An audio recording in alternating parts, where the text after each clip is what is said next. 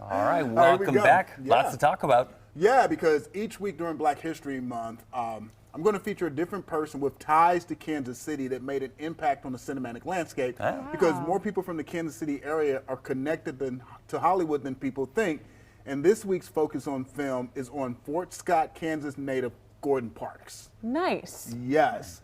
The barrier-breaking Gordon Parks became Hollywood's first major black contemporary director. The photographer, author, poet, and composer was a true Renaissance man. I mean, he did everything and did everything well. He is perhaps best known for his photographic essays for Life magazine. And for all you people under 40, that was a really big deal. Yes, because Life magazine was the pinnacle of all magazines. Yes, it was. Parks also went on to become a groundbreaking filmmaker. And here is a look at 3 of his most known and best movies. I'm going to start first with the film he directed in 1976. It's the biopic about blues musician Hattie Ledbetter, better known as Leadbelly for all you music aficionados. The film chronicles the life of the bluesy folk singer. It was a major film production at a time very few black directors were given an opportunity to direct large-scale projects. The film starred Roger E. Mosley in the title role and focuses on the troubles of Leadbelly's youth in the segregated South, including his time in prison and his efforts to use his music to gain his release.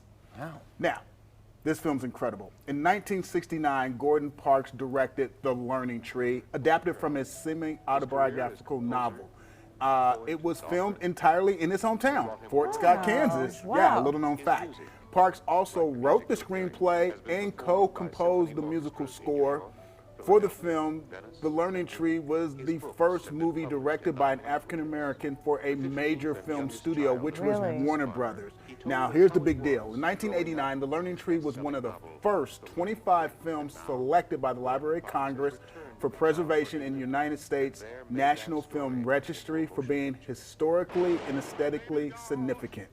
Wow. Now, here's the film he directed that most people know. Right. In Pat's like, yeah, bring it on, baby. Bring it on, baby. In 1971, Gordon Parks directed the film Shaft.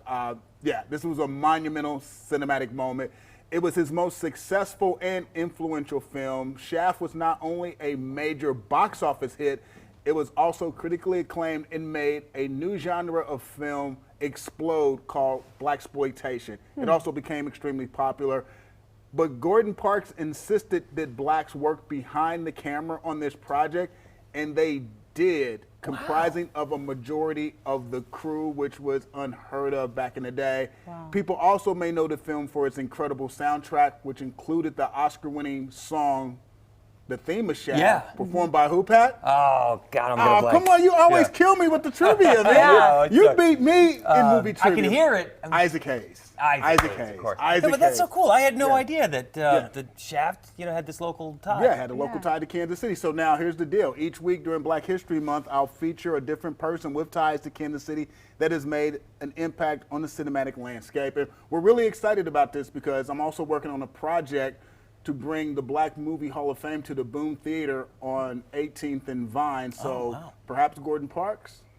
Man, Why not? how neat. Yeah, we're working on that. So this is fun. Yeah, this is really fun. Yeah, if we're going to talk about Black History Month, and if I'm going to talk about Black History Month, it's got to be about movies. That's right. I love It's it. got to be about movies. All of your expertise coming together, Yeah. Sean. When I do it next week, can I borrow your leopard print Timbos?